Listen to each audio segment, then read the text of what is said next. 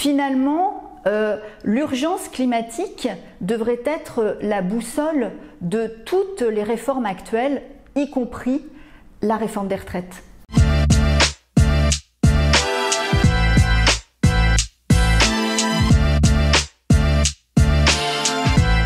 Il faut commencer par souligner le rôle de leader des pays européens dans la réduction des gaz à effet de serre prévue par les accords de Paris, avec une ambition de zéro émission en 2050 et une réduction de 55% à horizon 2030. Cette réduction est nécessaire, elle a forcément aussi un impact sur la croissance, sur l'emploi et donc sur le financement des retraites, celles d'aujourd'hui, mais aussi l'acquisition de droits à retraite pour les actifs. Une étude de l'Institut syndical européen, l'ETUI, pointe un impact sur la trajectoire de croissance des pays européens entre moins 0,1 et moins 0,5 points de PIB annuel. Ça n'est pas négligeable, mais c'est potentiellement beaucoup moins que l'impact sur l'économie des dommages environnementaux.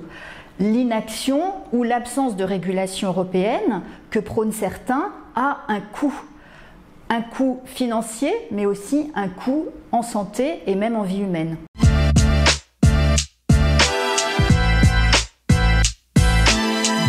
Face à la crise énergétique, la protection sociale a su réagir en mettant en place des mesures d'urgence comme la revalorisation anticipée des prestations sociales, le chèque énergie ou un bouclier tarifaire à large spectre sur les prix de l'énergie.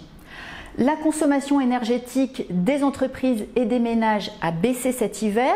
C'est certes l'effet des températures plus élevées que les normales saisonnières, mais pas seulement.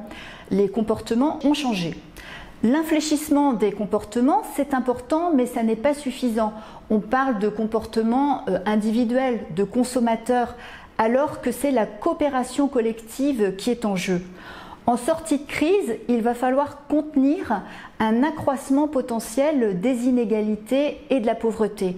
La protection sociale doit accompagner la transition écologique sur le terrain de l'emploi et de la redistribution de façon juste et adaptée, précisément pour éviter l'accroissement des inégalités et de la pauvreté.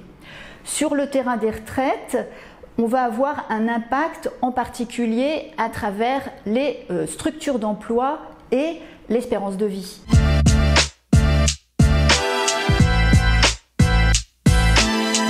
Selon l'OFCE, les 10% des ménages les plus aisés ont une empreinte carbone 2 fois plus importante que les 10% des ménages les plus modestes. Ces ménages qui ont un impact plus faible subissent une surexposition aux pollutions, aux nuisances, aux accidents sur leur lieu de travail ou leur lieu de vie près des zones industrielles.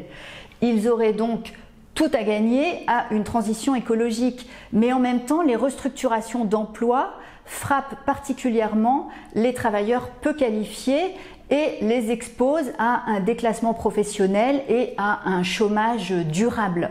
Les syndicats pourraient accompagner les transitions en cours en favorisant les investissements verts dans les secteurs polluants.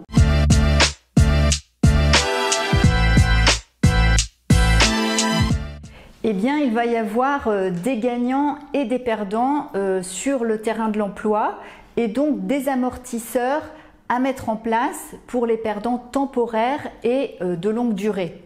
Cela va passer par une meilleure prise en compte des carrières hachées et des mesures de protection minimale pour les fins de carrière au chômage. Mais de manière beaucoup plus importante, ce qu'il faut voir, c'est que cette transition écologique s'opère dans un contexte de profonde mutation technologique et du travail, en même temps que de vieillissement de la population, qui oblige à se pencher de manière systémique sur la question. Finalement, l'urgence climatique devrait être la boussole de toutes les réformes actuelles, y compris la réforme des retraites.